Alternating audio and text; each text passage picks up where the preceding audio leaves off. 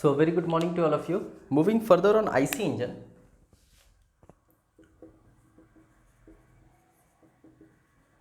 we would try to understand the basic of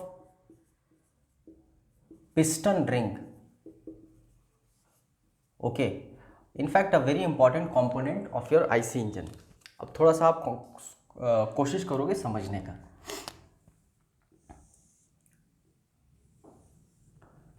ये इस तरफ लेट अस सपोज सिलेंडर है. Okay, this is somewhat your cylinder.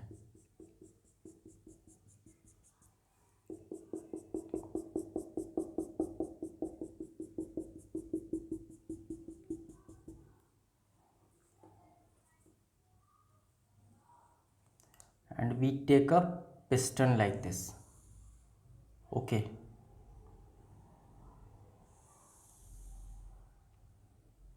like this. तो exactly होता क्या है, इन नॉर्मल कन्वेंशनली हम लोग बनाते हैं तो इस तरह से पिस्टन दिखा देते हैं. ओके, लेकिन exactly piston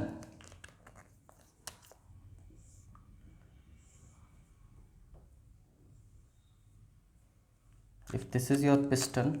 okay,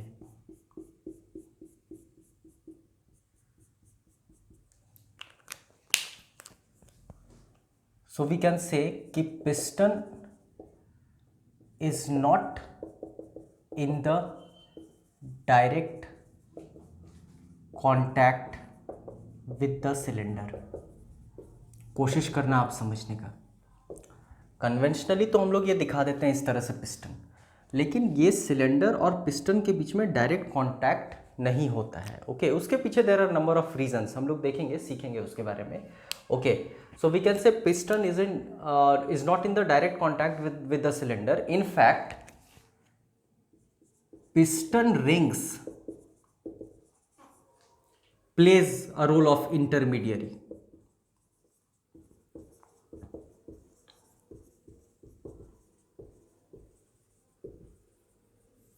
For you may say cylinder and piston. I hope अब ये आपको समझ आ रहा होगा. ओके, तो अब कंस्ट्रक्शन कैसा रहता है. तो अगर मान लो ये पिस्टन है तो पिस्टन में इस तरह से ग्रूव्स बने रहते हैं. Okay, let us assume like this. These are some of the very important questions. तो इस तरह से ग्रूव्स बने रहते हैं और इन ग्रूव्स में देर आर पिस्टन रिंग्स. ये सारे पिस्टन रिंग्स हैं. ओके,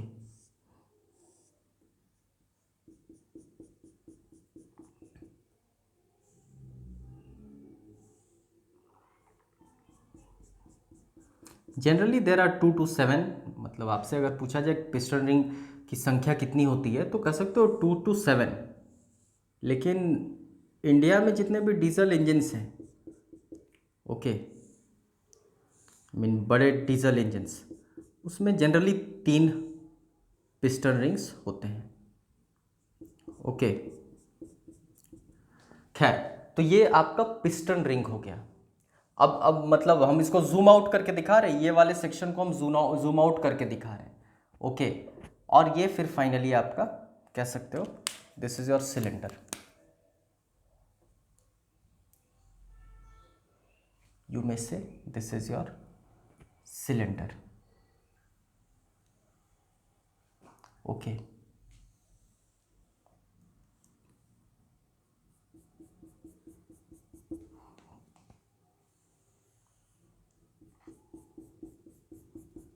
इधर फिर आप किसी तरह का कूलेंट भी अज्यूम कर सकते हो, जैसे वाटर जैकेट मान लो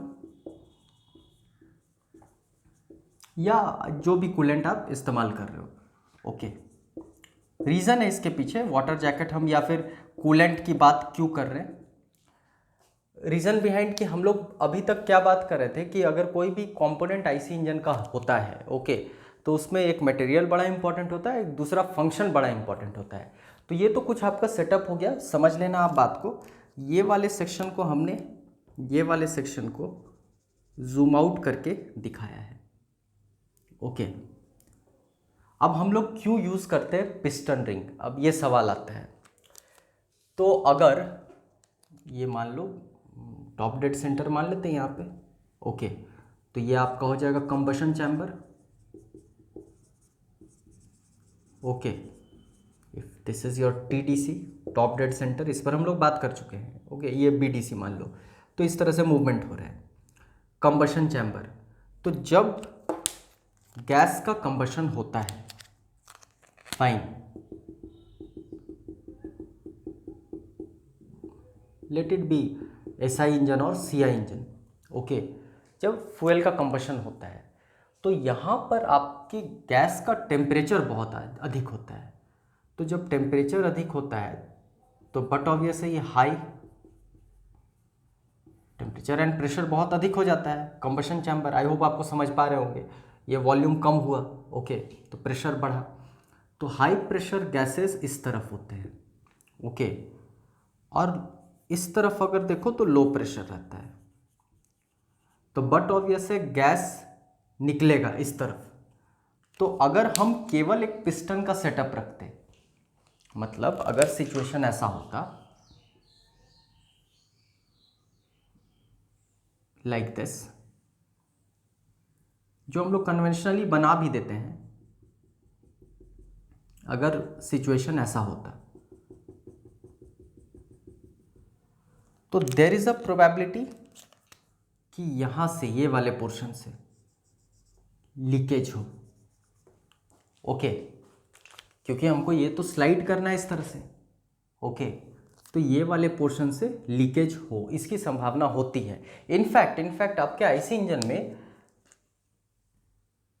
जब लीकेज हो जाता है, ओके, ये वाले जगह से high pressure gas to low pressure gas, okay, तो इसको एक टर्म से नोटिफाई भी किया जाता है और वो कहा जाता है ब्लो ऑफ। खैर ये अभी हम लोग का एजेंडा नहीं है, लेकिन जस्ट फॉर अ नॉलेज कि व्हाट इज़ ब्लो ऑफ। तो ब्लो ऑफ इज़ बेसिकली वो जो एग्जॉस्ट गैसेस होते हैं, जो बर्नट आउट गैसेस होते हैं, ओके, जिसका तापमान बहुत अधिक होता है, वो इस तरफ से लीक कर जाता है। Okay, so you can say, अब यहाँ लिखे हैं तो इस पर हम लोग बात कर ही ले, leakage of you can say exhaust gases, okay, is termed as blow off। अब ये लीकेज हो ही गया अगर, तो ये क्या इम्पैक्ट डालता है, क्यों हम लोग लीकेज पर इतना दिमाग लगा रहे हैं, क्यों लीकेज को रोकने की बात कर रहे हैं, उसके पीछे रीज़न है। अगर मान लो हाई टेम्परेचर वाला गैस इस तरफ से लीक कर जाएगा, ओके, तो आईसी इंजन में ये इस तरफ मान लो ऐसा रहता है, जिसमें हम लोग ल्यूब्रिकेशन का ल्यूब्रिकेटिंग ऑयल यूज़ करते हैं। ओके, अब अगर अधिक तापमान वाला गैस, हाई टेम्परेचर वाला गैस इस तरफ आ जाए तो वो ल्यूब्रिकेटिंग ऑयल में चला जाएगा। अब इसको आप कनेक्ट करना फ्लूइड मैकेनिक्स से। ल्यूब्रिकेटिंग ऑयल की अपनी कोई विस्कोसिटी होगी, ओके, और viscosity of a fluid, in fact अगर लिक्विड की हम लोग बात करें तो that is because of cohesion of molecules, bonding of molecules. तो टेम्परेचर जैसे ही बढ़ेगा तो वो बॉन्डिंग टूट जाएगा, ओके, मॉलिक्यूल, इंटरमॉलिक्यूलर, जिसको हम लोग कोहेशन कहते हैं, जिसके वजह से विस्कोसिटी कम हो जाएगी। और विस्कोसिटी कम हो जाएगी तो ल्यूब्रिकेशन का जो इम्पैक्ट है वो ख़त्म हो जाएगा, और ल्यूब्रिकेशन का इम्पैक्ट ख़त्म हो जाएगा तो पिस्टन का जो मूवमेंट है, जो फ्रिक्शन है, फाइन, तो वो बढ़ जाएगा। तो फ्रिक्शन अगर बढ़ेगा तो इंटर्न वियर टियर ज़्यादा होगा। तो आई होप आप वो पूरा कनेक्शन आपको मिल गया होगा कि क्यों हम लोग इतना दिमाग लीकेजेस पर कर रहे हैं। ओके, और अगर लीकेज हो जाता है तो उसको कहते क्या है, तो when there is a leakage it is termed as blow off. Blow off के वजह से इम्पैक्ट क्या पड़ता है, आप कह सकते हो impact of blow of is reduction of viscosity, reduction of viscosity of lubricating fluid. I hope आप ये कनेक्ट कर पाए होंगे। खैर, तो बेसिकली ये पिस्टन रिंग होता है। दैट मीन्स आपको यहीं से फंक्शंस भी समझ में आ गया। फंक्शंस यहीं से क्लियर हो रहा होगा। एक तो हो गया लीकेज, लीकेज को रोकना। Okay, basically to stop leakage, you may understand. क्या हम दूसरा कह सकते हैं, it also works as a cooling device, cooling component. कैसे? अब आप देखो कि ये बर्न्ट गैसेस यहाँ पर है, तापमान यहाँ अधिक है। ओके, तो आपका जो पिस्टन है उसका भी तापमान बढ़ जाएगा, और पिस्टन का अगर तापमान बढ़ जाएगा, फाइन, तो उस तापमान को कैसे रिड्यूस करोगे आप? तो चूंकि पिस्टन कनेक्टेड है आपके सिलेंडर से, किसके माध्यम से? केवल पिस्टन रिंग के माध्यम से। ओके, पिस्टन रिंग ही तो इन दोनों को जोड़कर रखे हुए हैं। तो आप देख रहे होंगे कि अगर इसका टेम्परेचर बढ़ा है तो इधर से टेम्परेचर इस तरफ, वाटर जैकेट इसीलिए हम लिखे थे, इस तरफ ठंडा है। Okay, you can say low temperature, you में से high temperature. Okay, high temperature से लो टेम्परेचर के तरफ अगर हीट का फ्लो होना है तो आप देख रहे हो कि हीट का फ्लो तो इसके ही माध्यम से होना है। ओके, सो यू में से piston ring, piston ring heat transfer भी करता है। समझ पा रहे हो आप? पिस्टन रिंग हीट ट्रांसफर भी करता है, पिस्टन टू यू में से एनी कूलिंग डिवाइस। ओके, जिसमें हम लोग वाटर जैकेट मान लेते हैं या किसी तरह का कूलेंट मान लेते हैं। तो एक तो ये हो गया लीकेज, दूसरा हो गया कूलिंग, और तीसरा वेरी इंपॉर्टेंट, ये ल्यूब्रिकेशन का भी काम करता है। अब ये ल्यूब्रिकेशन का काम कैसे करता है उसके लिए हम लोग नेक्स्ट स्लाइड पर आते हैं। Okay, next, just have a look on it.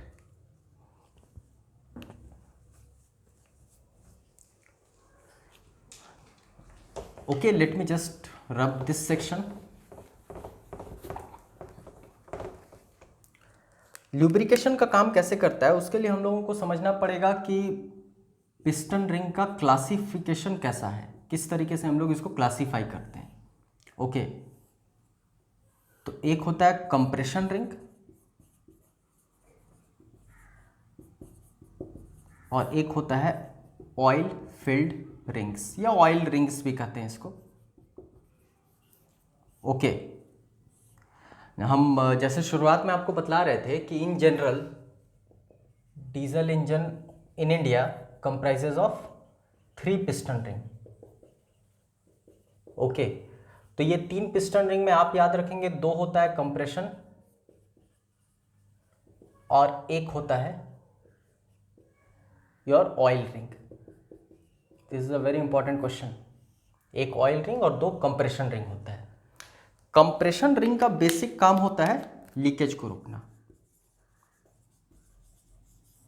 Okay, और ऑयल फील्ड नाम ही बता रहा है, इसमें वो ल्यूब्रिकेटिंग ऑयल्स भी होते हैं। ओके, तो ये बेसिकली ल्यूब्रिकेशन का भी काम करता है। Okay, it works as a lubrication, ये ल्यूब्रिकेटिंग एजेंट का भी ये काम करता है। ओके, आई शुड राइट कि 2 to 7 होता है your piston ring. Okay, depending upon what? Depending on engine capacity, bore size. Fine, ये जो बोर साइज जिसके बारे में हम लोग बात कर चुके हैं पहले, या कह सकते हो इंजन स्पीड। ओके, तो इन चीज़ों पर डिपेंड करता है कि हम लोग कितने पिस्टन रिंग उसमें लगाएंगे। Okay, have a look on it.